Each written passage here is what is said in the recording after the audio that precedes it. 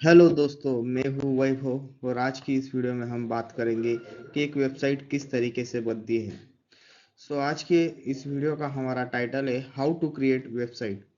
Basically एक website create करने के लिए किन किन चीज़ों की ज़रूरत पड़ती है और किन किन चीज़ों का हमें ध्यान रखना होता है, वो आज की इस वीडियो में हम देखेंगे।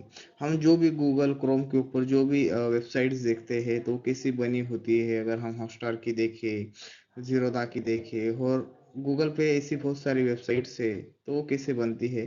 तो आज इसी वीडियो में हम वो देखेंगे कि किस तरीके से बनती है। तो इस वीडियो को हम शुरुआत करते हैं। सबसे पहले हमें समझना होगा एक वेबसाइट के लिए उसमें दो चीज़ें होती है। पहला होता है फ्रंट एंड पार्ट और दूसरा होता है back and part. Front end part क्या होता है? बेसिकली जो हमें दिखाई देता है, जिससे हम इंटरैक्ट कर सकते हैं। जैसे हमें किसी वेबसाइट के ऊपर बटन्स दिखाई देते हैं, इनपुट दिखाई देता है, हम किसी को मैसेज कर सकते हैं या कुछ उसके अंदर डाल सकते हैं, लॉग इन कर सकते हैं, साइन अप कर सकते हैं। तो सारा फ्रंट एंड का पार्ट होता है जिससे हम इंटरैक्ट कर सकते हैं। और बैक एंड क्या होता है? बैकएंड जो उसके पीछे जो लॉजिक लिखा होता है एक वेबसाइट को चलाने के लिए, वो बैकएंड होता है। तो हम इन्हें डिटेल में समझेंगे कि एग्जैक्टली फ्रंट एंड क्या होता है, बैकएंड क्या होता है और कैसे इन दोनों को मिलाकर एक फुल स्टैक वेबसाइट बनती है, एक कंप्लीट वेबसाइट बनती है जिसे हम सब लोग अपने रियल लाइफ में यूज करते हैं। यहाँ पर आप देख सकते हैं basic technology for front end. अगर आपको एक वेबसाइट बनानी है तो सबसे पहले आपको इन तीन टेक्नोलॉजी के बारे में पता होना चाहिए। पहली है HTML, दूसरी है CSS और तीसरी है जावास्क्रिप्ट। HTML की बात करें तो HTML एक स्क्रिप्टेड लैंग्वेज है जिसके HTML ये एक वेबसाइट का अगर हमें बेसिक स्ट्रक्चर डिफाइन करना है तो उसके लिए हम पहले HTML का यूज़ करते हैं। यहाँ पर आप देख सकते हैं एक कंकाल है जो कि एक स्ट्रक्चर के लिए यूज़ हो रहा है। एक ह्यूमन बॉडी का स्ट्रक्चर है। अगर हम इसे स्टाइल करना है, इसे चमकाना है, अगर इसे हमें कुछ तो भी अट्रैक्टिव दिखाना है, उसके लिए हम CSS स्टाइलिंग का यूज़ करते हैं।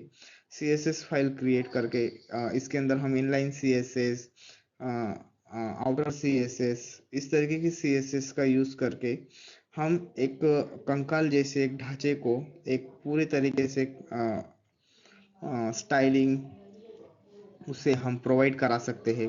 तो HTML इस एक बेसिकली एक स्ट्रक्चर क्रिएट कराता है एक कंकाल का। और जो CSS स्टाइलिंग है ये उस कंकाल को स्टाइलिंग देने का काम करता है, जैसे कि हमारे आँख है, हमारे दांत है, हमारे स्किन है, तो ये सारी CSS के वजह से ऐड होती है। और अब हमें अब इस अभी ये जो व्यक्ति है इसे हमें चलाना है, तो इसे चलाने के लिए हमें इसे कुछ तो भी फंक्शनैलिटी चाहिए। ये कुछ तो भी चल सके, ये आंखें झपका सके, कुछ खा सके, तो ये सारी चीज़ें फंक्शनल हो गई। तो इन सारी चीज़ों के लिए हमें जावास्क्रिप्ट की ज़रूरत पड़ती है। आप यहाँ पर देख सकते हैं कि एक छोटा बच्चा किस तरीके से स्केटिंग कर रहा है, कुछ तो भी फंक्शनैलिटी कर रहा है, कुछ तो भी एक्टिविटी कर रहा है। तो वैसे ही एक वेबसाइट एक्टिविटी करनी चाहिए। सपोज हमने किसी बटन को क्लिक किया या किसी इनपुट फील्ड में कुछ तो भी फिल किया और उसे सबमिट किया, तो उस दौरान कुछ तो भी एक्शन होनी चाहिए। हमने ड्रॉप डाउन अगर हमने एक वेबसाइट के अंदर ड्रॉप डाउन क्रिएट किया है तो वो वर्क करना चाहिए, तो इसलिए हम जावास्क्रिप्ट यूज़ करते हैं। तो अगर आपको फ्रंट एंड के अंदर अगर बेसिक कोडिंग करनी है तो आपको इन तीन लैंग्वेजों के बारे में पता होना, HTML, CSS और जावास्क्रिप्ट। इनसे हम फ्रंट एंड पार्ट क्रिएट कर सकते हैं बेसिकली। अगर हम इनके फोल्डर स्ट्रक्चर की बात करें, सपोज आपने एक फ्रंट एंड प्रोजेक्ट बनाया है और उस फोल्डर का नाम हमने हाउस दे दिया। उसके अंदर हम index.html एक फाइल क्रिएट करेंगे और उसी सेम फोल्डर के अंदर, हाउस फोल्डर के अंदर, हम style.css फाइल क्रिएट करेंगे और उसी सेम फोल्डर के अंदर हम script.js फाइल क्रिएट करेंगे। इसके अंदर हम बेसिक स्ट्रक्चर का कोड लिखेंगे जो कि HTML के अंदर होगा।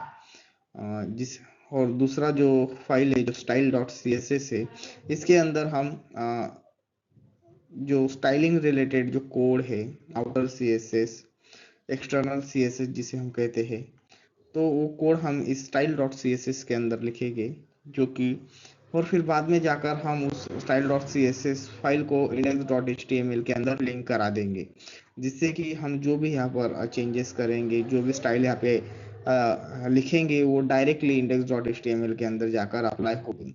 और उसी सेम फोल्डर के अंदर script.js के अंदर हम इन index.html का अंदर जो हमने जो टैग्स यूज किए हैं उनको एक्सेस करके हम कुछ तो भी फंक्शनलिटी उसे प्रोवाइड करेंगे, जो कि हम script.js के अंदर लिखेंगे। और फिर बाद में जाकर हम script.js को भी html के साथ में लिंक करा देंगे। तो बेसिकली एक फोल्डर स्ट्रक्चर होता है कि किस तरीके से एक फ्रंट एंड एप्लीकेशन और मैं कह सकता हूँ कि एक वेबसाइट बना सकते हैं हम using index file, style, CSS file और JS फाइल। अगर हम आगे बढ़े, तो आगे हम बात करें बैकएंड की, तो बैकएंड हम दो प्रकार के क्रिएट कर सकते हैं। अगर हम बात करें बैकएंड, तो वैसे तो अलग अलग टेक्नोलॉजीज के अंदर क्रिएट किया जाता है, पर हम खास करके बात करेंगे वेबसाइट्स के लिए, जो कि MERN स्टैक के अंदर क्रिएट होती है, जिसके अंदर बेसिकली नोड एनवायरनमेंट के अंदर हम एक्सप्रेस के अंदर पूरा बैकएंड लिखते हैं। अगर आप यहाँ पर देख सकते हैं, फ्रंट एंड के अंदर दो टाइप्स, आपको दो पार्ट्स दिखाई दे रहे हैं। एक है फ्रंट एंड का और दूसरा है बैक एंड का। फ्रंट एंड आप यहाँ पे देख सकते हैं, दो प्रकार के हम चीज़ें क्रिएट कर सकते हैं। पहली है वेब ऐप, जो कि एक वेबसाइट्स होती है, और दूसरी होती है mobile applications. So front end के लिए हम इन सारी चीज़ों का यूज़ करके फ्रंट एंड क्रिएट कर सकते हैं, HTML, CSS और जावास्क्रिप्ट। और अगर हम बैकएंड की बात करें, तो बैकएंड के लिए हम जावा का यूज़ कर सकते हैं मोबाइल एप्लीकेशन क्रिएट करने के लिए। अगर हमें वेबसाइट क्रिएट करनी है, तो उसके लिए हमें Node.js और Express.js लगेगा, जो कि पूरा बैकएंड हम एक्सप्रेस के अंदर लिखेंगे। सो ये आपके ऊपर है कि आप किस टेक्नोलॉजी में बैकएंड लिखते हैं। कोई अगर आपको मोबाइल एप्लीकेशन बनानी है, तो आप जावा फुल स्टैक कर सकते हैं, उसके अंदर आप जावा के अंदर बैकएंड लिख सकते हैं। सो ये कुछ होता है। और बैकएंड के अंदर ही और एक कंसेप्ट होता है डेटाबेस। डेटाबेस क्या होता है? बेसिकली हमें कोई हमारे इंफॉर्मेशन या कोई डाटा, एक किसी तरीके का डब्बा समझ लीजिए, और उसके अंदर हम अपनी सारी इंफॉर्मेशन स्टोर करा रहे हैं, जो भी हम फ्रंट एंड से इनपुट ले रहे हैं, और वो डायरेक्टली APIs के थ्रू जो हम बैकएंड क्रिएट करते हैं, राउट्स क्रिएट करते हैं, उसके थ्रू हम डायरेक्ट डेटाबेस के अंदर उसे स्टोर करा सकते हैं, तो उसे हम डेटाबेस कहते हैं। आगे हम बात करें डेटाबेस की। अगर मैंने अभी कहा कि डेटाबेस क्या होता है, सो डेटाबेस के अंदर हम हमारी इंफॉर्मेशन, इमेजेस, वीडियोस एक्सेट्रा, कोई भी डेटा या कोई भी इंफॉर्मेशन हम डेटाबेस के अंदर स्टोर करा सकते हैं। लार्ज स्केल्स पे हम डेटा स्टोर करा सकते हैं। अब डेटाबेस के अंदर भी दो टाइप्स होते हैं, एक होता है SQL डेटाबेस और दूसरा होता है NoSQL डेटाबेस। SQL डेटाबेस यानी रिलेशनल डेटाबेसेस, और NoSQL डेटाबेसेस मीन्स जो कि सिक्वल नहीं होता है। एक होता है रिलेशनल डेटाबेसेस और एक होता है non relational databases. Relational databases के अंदर MySQL आता है और नॉन रिलेशनल के अंदर MongoDB आता है। बेसिकली दोनों ही डेटाबेस है और दोनों ही इंफॉर्मेशन स्टोर करते हैं, पर ये आपके ऊपर है कि आप कौन सा DB यूज करते हैं। बेसिकली अगर MERN स्टैक के अंदर प्रोजेक्ट बना रहे हैं, तो उसके अंदर हम MongoDB को सबसे ज़्यादा प्रेफरेंस देते हैं। और अगर हम जावा फुल स्टैक के अंदर प्रोजेक्ट बना रहे हैं, तो उसके अंदर हम MySQL को ज़्यादा प्रेफर देते हैं। बहुत ही डेटाबेसेस अच्छे हैं, तो आप अपने हिसाब से, अपने एडजस्टमेंट के अनुसार, आपको जिस तरीके से रिक्वायरमेंट है, उस तरीके से आप डेटाबेस चूज कर सकते हैं। और अगर बात की जाए इन दोनों में डिफरेंस की, तो इस पे मैं एक सेपरेट वीडियो बना दूंगा।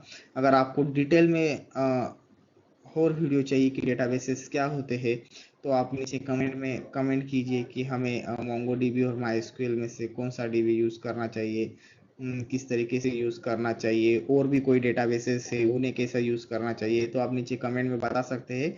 मैं अगली वीडियो उसके ऊपर ही बनाऊंगा। So thanks for watching. So आपसे कि ये गुजारिश है, अगर आपको ये वीडियो अच्छी लगी हो, तो इस वीडियो को ज़्यादा से ज़्यादा शेयर कीजिए, मुझे सपोर्ट कीजिए, लाइक कीजिए। Thank you.